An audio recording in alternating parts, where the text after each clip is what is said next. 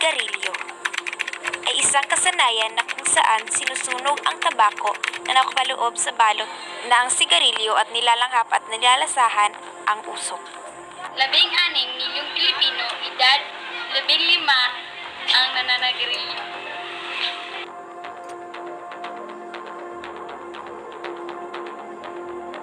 Marami na ang gumagamit ng sigarilyo, bata man o matanda.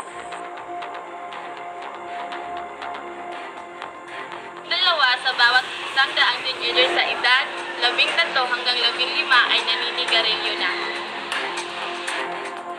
Ano nga ba ang mga dahilan nito? Ayon sa aming survey, meron kaming in-interview na mga kabataan na gumagamit na ng sigarilyo. 15 taong gulang. 15 taong gulang.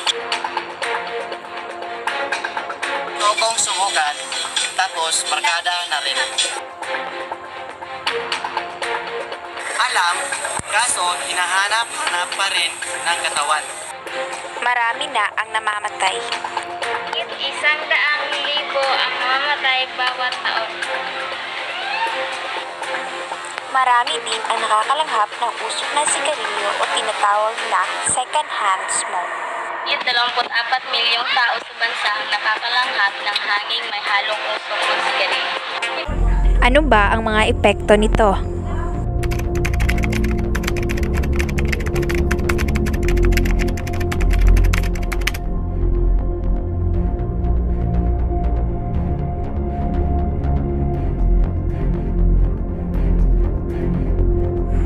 Makikita niyo sa larawan ang smoker lungs at healthy lungs.